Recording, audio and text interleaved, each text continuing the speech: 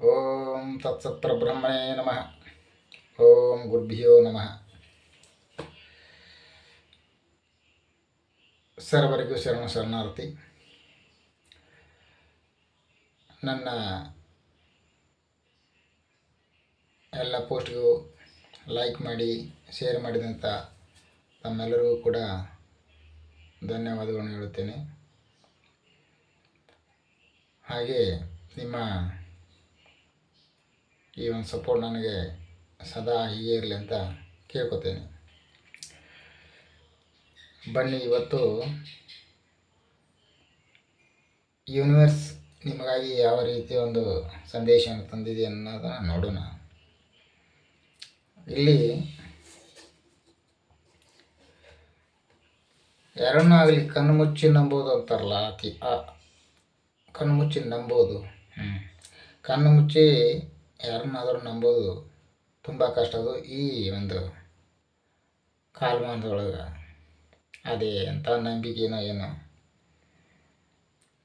ಅದರ ಪರಿಣಾಮವಾಗಿ ನೀವು ಅನುಭವಿಸಿದ ಕಷ್ಟ ಅಷ್ಟಿಷ್ಟಲ್ಲ. ಇವತ್ತು ಅದರಿಂದ ಸ್ವಲ್ಪ ನೀವು ಸುಧಾರಿಸ್ಕೊಂಡಿರೋ. ಆದರೆ ಅದಕ್ಕಿಂತ ಮುಂಚೆ ಈಗ ಸ್ವಲ್ಪ ಒಂದು 6 ತಿಂಗಳ 5 ತಿಂಗಳ 6 ತಿಂಗಳ ಹಿಂದಿನ ಪರಿಸ್ಥಿತಿ ಏನಿತ್ತು ಅಂತಂದ್ರೆ, ನೋಡಿದ್ದು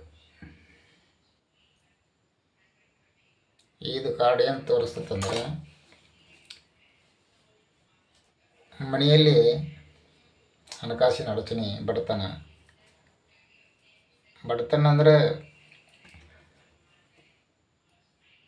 ದುಡ್ಡು ಬರೋಂಗಿಲ್ಲ. ಆಮೇಲೆ ಮನೆಯೊಳಗೆ ನಿಮಗಾಗಲಿ, ನಿಮ್ಮ ಮನೆಯವರಿಗಾಗಲಿ, ಮಕ್ಕಳಿಗಾಗಲಿ, ಇಲ್ಲ ಹೆಂಡತಿ ಗಂಡು ಯಾರಿಗೂ ಆಗಲಿ ಅನಾರೋಗ್ಯ, ಈ ರೀತಿ ತೊಂದರೆ ಮಾಡುವಂಥದ್ದು. ಇದು ನಿಮ್ಗೆ ಗೊತ್ತು ಇವೆಲ್ಲ ಯಾವ ಕಾರಣಕ್ಕೆ ಆಗ್ತಾವೆ ಅಂತೇಳಿ, ಯಾವ ಕಾರಣಕ್ಕೆ ಆಗಕತ್ತಾವಂತೂ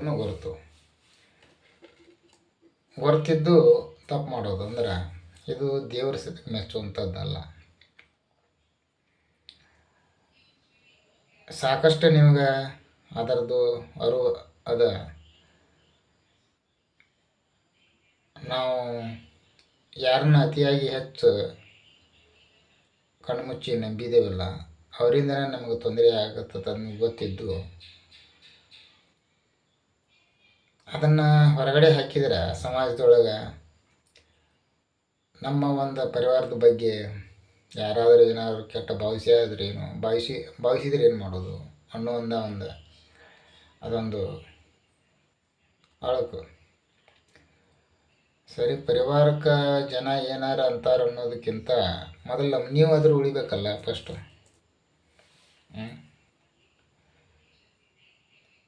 ಈಗ ನಿಮ್ಮ ಜೊತೆನೇ ಇದ್ದ ನಿಮಗೆ ತೊಂದರೆ ಮಾಡಿದಾರೆ, ಆರಾಮದಾರಿಗೆ ಯಾವುದೇ ರೀತಿ ತೊಂದರೆ ಇಲ್ಲ. ಸ್ವಲ್ಪ ಗಮನಿಸಿ ನೋಡ್ರಿ, ಚೆನ್ನಾಗಿದ್ದಾರೆ ಅವರು. ಯಾವ ರೀತಿ ಅದಾರಂದ್ರೆ, ಅವ್ರಿಗೆ ಯಾವುದೇ ರೀತಿ ಕೊರತೆ ಇಲ್ಲ. ಅದಕ್ಕೆ ನಿಮಗೆ ಸುಮಾರು ದಿನಗಳಿಂದ ಸಾಕಷ್ಟು ದೇವರು ಇದರ ಬಗ್ಗೆ ನಿಮಗೆ ಅನುಭವವನ್ನು ಕೊಟ್ಟಿದ್ದಾನೆ. ನೀವು ಏನು ಯಾರನ್ನ ಅತಿಯಾಗಿ ನಂಬ್ಕೊಂಡಿದ್ದೀರಿ, ಅವರಿಂದ ನಿಮಗೆ ಸಾಕಷ್ಟು ತೊಂದರೆಗಳನ್ನು ನೀವು ಅನುಭವಿಸಿದ್ದೀರಿ. ಅದು ದೇವರು ನಿಮಗೆ ಅದನ್ನು ಸ್ಪಷ್ಟವಾಗಿ ನಿಮಗೆ ಕಣ್ಣಿಗೆ ಗೋಚರ ಆಗೋಂಗೆ ಮಾಡಿದರು. ಪದೇ ಮಾಡಿ ತಪ್ಪನ್ನು ಮಾಡಕತ್ತರ ಇಲ್ಲಿ ದೇವ್ರು ಕೂಡ ಏನು ಮಾಡೋಕ್ಕಾಗೋದಿಲ್ಲ. ಆದರೂ ಭಗವಂತ ನಿಮ್ಮ ಮೇಲೆ ಭಗವಂತಗೆ ಅದೇ ಅಂಥ ಪ್ರೀತಿಯನ್ನು ಏನೋ ಗೊತ್ತಿಲ್ಲ. ಸಾಕಷ್ಟು ಇಲ್ಲಿ ನಿಮಗೆ ಅವಕಾಶಗಳನ್ನ ಕೊಟ್ಟಿದ್ದಾನೆ. ವಿನಾಕಾರಣ ನೀವು ಮೊದಲ ಸಾಕಷ್ಟು ಸಂಘರ್ಷ, ಹೌದಾ, ಹೀಗೆಲ್ಲ ಅದರಾಗ ನಿಮ್ಮ ತಪ್ಪಿಲ್ಲ. ಅದರಲ್ಲಿ ನಿಮ್ಮದೇನು ಮಿಸ್ಟೇಕ್ ಇಲ್ಲ ಅಂತಂದ್ರೆ ತೊಂದರೆಗಳನ್ನ ಅನುಭವಿಸಿದಿರಿ. ಆದ್ರೆ ಗೊತ್ತು ನಿಮ್ಗೆ ಈ ತೊಂದರೆಗಳು ಯಾಕೆ ಆಗತ್ತಾವಂತ. ಅದರಿಂದ ಹೊರಗೆ ಬರೋಕ್ಕಾಗವಲ್ದು. ಯಾಕಂದ್ರೆ ನಮ್ಮವರು ಏನು ನಮ್ಮವರು ಆಯಿತು, ನಿಮ್ಮವರು ಅನ್ನೋದು ಬರೋಬ್ಬರಿ ಆಯಿತು. ಆದರೆ ನಿಮ್ಮ ಕಷ್ಟ ಕಾಲಕ್ಕೆ ಅವರು ಆಗ್ತಾ ಇದ್ದಾರೋ, ಏನು ಕಷ್ಟ ಕಾಲದಲ್ಲಿ ನಿಮ್ಮನ್ನು ಕೈ ಬಿಡ್ತಾರೋ ಸ್ವಲ್ಪ ನೋಡಬೇಕಲ್ಲ. ನಮ್ಮವ್ರಂತ ಇದಕ್ಕೆ ಅನ್ನೋದು, ಕಷ್ಟ ಕಾಲದಾಗ ಸ್ವಲ್ಪ ಸಹಾಯ ಮಾಡೋರಿಗೆ ನಮ್ಮವ್ರಂತೆ ಅದಲ್ಲ. ಇವರು ಸುಖವಾಗಿದ್ದಾರನ್ನೋ ಸಹಿತ ಕಷ್ಟಕ್ಕೊಳಗೆ ಮಾಡುವಂಥವ್ರು. ನೀವೇನು ನಮ್ಮವ್ರು ಅಂತೇಳಿ ತಿಳ್ಕೊಂಡಿರಿ. ಅವ್ರು ಎಂಥವ್ರು ಅಂದ್ರೆ, ನೀವು ಸುಖವಾಗಿದ್ದರೂ ಸದ್ಯಕ್ಕೆ ನಿಮಗೆ ಇಲ್ಲದೇ ಇರೋ ತೊಂದರೆನ ತಂದು ಕೊಡುವಂಥವ್ರು. ಸ್ವಲ್ಪ ನೋಡ್ರಿ, ನಿಮಗೆ ಗೊತ್ತಾಗುತ್ತದ. ಇಲ್ಲೇ ಏನು ಬರ್ತಾಯಿದೆ ನಾನು ಅದನ್ನಷ್ಟೇ ಹೇಳ್ತಾ ಇದ್ದೀನಿ, ಆಯಿತಾ. ಅದಕ್ಕೆ ಇಲ್ಲಿ ನಿಮಗೆ ಯೂನಿವರ್ಸ್ ಸಾಕಷ್ಟು ಅವಕಾಶಗಳು ಕೊಡ್ತಾ ಇದೆ ಅಲ್ಲ. ನೀವು ಈಗೇನು ಒಂದು ಸ್ಥಿತಿ ಒಳಗಿದ್ರೆ ಆ ಸ್ಥಿತಿಯಿಂದ ಹೊರಗೆ ಬಂದ್ರೆ ಮಾತ್ರ ದೇವರು ದಾರಿ ತೋರಿಸೋದು ಅಷ್ಟೇ ಕೆಲಸ ಮಾಡ್ತಾನೆ. ಆ ದಾರಿ ಉದ್ದ ನಡ್ಕೊಂಡು ಹೋಗೋದು ಕೆಲಸ ನಿಮ್ಮದು ಇರ್ತೈತೆ. ಅದು ಮತ್ತು ಯಾವುದೋ ಒಂದು ವನ ಆಡಂಬರಕ್ಕಾಗಲಿ, ಜನ ನಮ್ಮ ಕುಟುಂಬದ ನಾವೇನೋ ಮಾತಾಡಿ ನಮ್ಮ ಕುಟುಂಬಕ್ಕೆ ಏನಾರು ತೊಂದರೆ, ಜನ ಮಾತಾಡಿ ನಮ್ಮ ಕುಟುಂಬದ ಏನಾರು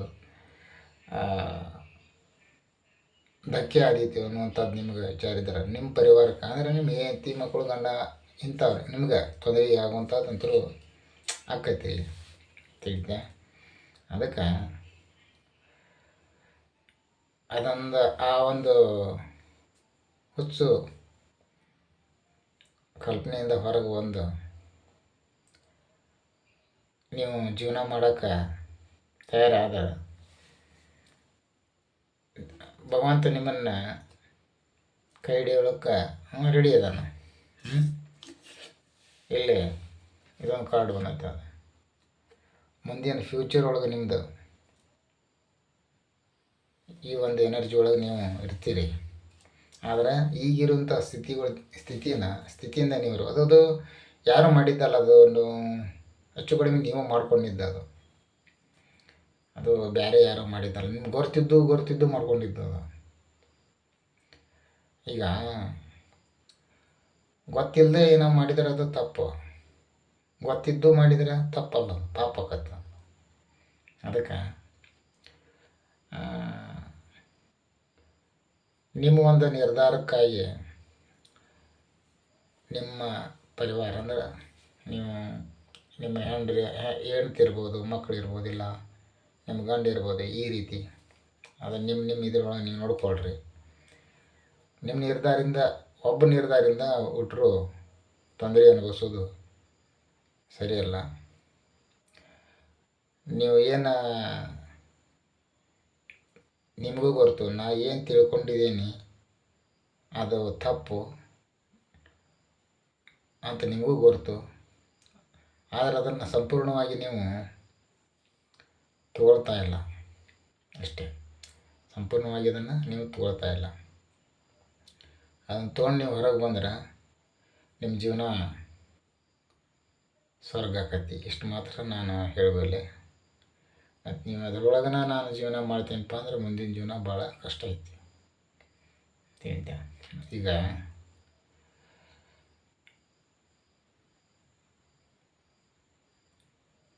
ಅದರಿಂದ ಹೊರಗೆ ಬರೋದು ಒಳ್ಳೆಯದು. ಫೈನಲ್ ಹೇಳ್ಬೇಕಂದ್ರೆ ಅದರಿಂದ ಹೊರಗೆ ಬರೋದು ಒಳ್ಳೆಯದು. ಅದರಿಂದ ಹೊರಗೆ ಬಂದ ಸ್ವಲ್ಪ ನಿಮ್ಮದಾದಂಥ ಒಂದು ನಿರ್ಧಾರಗಳನ್ನು ತೊಗೊಳಕ್ಕೆ ಪ್ರಯತ್ನ ಮಾಡಿರಿ. ಬೇರೆದಾರ ನಿರ್ಧಾರದ ಮೇಲೆ ನೀವು ಜೀವನ ಮಾಡುವಂಥದ್ದನ್ನು ಬಿಟ್ಟು ಸ್ವಂತ ನಿರ್ಧಾರ ತೆಗೆದುಕೊಳ್ಳೋಕೆ ಪ್ರಯತ್ನ ಮಾಡಿರಿ. ಇಡೀ ದಿನ ನೀವು ಏನು ಮಾಡಿದಿರಿ ಅಂದ್ರೆ ಜೀವನ ನಿಮ್ಮದು, ಆದ್ರೆ ನಿರ್ಧಾರ ಬೇರೆದಾರು ತೊಗೊಳ್ಳೋದು. ಜೀವನ ನಿಮ್ಮದು, ನಿರ್ಧಾರ ಬೇರೆದಾರು ತೊಗೊಳ್ಳೋದು. ಆ ರೀತಿ ಆದ್ರೆ ಜೀವನ ಅದು ಒಳ್ಳೆಯದಾಗೋದಿಲ್ಲ, ಕೆಡ್ತೈತೆ ಅದು. ಯಾಕಂದ್ರೆ ಸರಿ ತಪ್ಪು ನಿಮ್ಮ ಜೀವನಕ್ಕೆ ಸರಿ ತಪ್ಪು ಅನ್ನೋದು ನೀವು ಅದನ್ನು ನಿಮಗೆ ಹೊರ್ತಕ್ಕಂಥದ್ದು ಬೇರೆದವ್ರಿಗೆ ಹೊರ್ತಾಗೋದಲ್ಲ. ಅವ್ರಿಗೆ ಏನು ವಿಚಾರದ ಅದ್ರ ಮೇಲೆ ಅವ್ರು ನಿರ್ಧಾರ ಮಾಡ್ತಾರೆ. ಅದನ್ನು ಅವರು ತಮಗೆ ಕೊರತೆ ಮಾಡ್ಕೊಂಡು ಮಾಡೋದಿಲ್ಲ ಅವರು ತಿಳಿತಿ. ಅದಕ್ಕೆ ನೋಡಿರಿ, ಗಾಡ್ ಮಾತ್ರ ಈ ರೀತಿ ಹೇಳ್ತಾ ಇದೆ. ಅದು ಮಾಡಿಕೊಂಡು ನೀವು ಅದರಿಂದ ಹೊರಗೆ ಬಂದ್ರೆ ಭಗವಂತ ನಿಮ್ಗೆ ಸಾಕಷ್ಟು ದಾರಿಗಳನ್ನ ಇಟ್ಟಾನ. ಭಗವಂತ ನಿಮ್ಗೆ ಸಾಕಷ್ಟು ದಾರಿಗಳನ್ನ ಇಟ್ಟಿದ್ದಾನೆ, ಸಾಕಷ್ಟು ನಿಮ್ಗೆ ಕೊಡಬೇಕಂತ. ಆದ್ರೆ ನೀವು ಖುದ್ದು ಅದರಿಂದ ಹೊರಗೆ ಬರುವಂಥ ಪ್ರಯತ್ನ ಮಾಡಬೇಕು. ಸರಿ, ಮತ್ತೆ ನಾಳೆ ಮತ್ತೊಂದು ರೀಡಿಂಗ್ನಿಂದ ಮತ್ತೆ ಭೇಟಿ ಆಗೋಣ. ಹಾಗೆ ನನ್ನ ವಿಡಿಯೋಗಳು ನಿಮ್ಗೆ ಇಷ್ಟ ಆದ್ರೆ ಲೈಕ್ ಮಾಡಿರಿ. ಆಮೇಲೆ ಇಂಥ ವಿಡಿಯೋಗಳು ನಿಮ್ಗೆ ಪದೇ ಪದೇ ಬೇಕು ಅಂತಂದ್ರೆ ನನ್ನ ಚಾನಲಿಗೆ ಸಬ್ಸ್ಕ್ರೈಬ್ ಮಾಡಿರಿ. ಹಾಗೆ ಆದಷ್ಟು ಹೆಚ್ಚು ನನ್ನ ವಿಡಿಯೋಗಳನ್ನ ಶೇರ್ ಮಾಡಿರಿ ಅಂತ ನಿಮ್ಮಲ್ಲಿ ಕೇಳ್ಕೊಳ್ತಾ ಇವತ್ತಿನ ಈ ವಿಡಿಯೋನ ನಾನು ಮುಗಿಸ್ತೇನೆ. ಧನ್ಯವಾದಗಳು.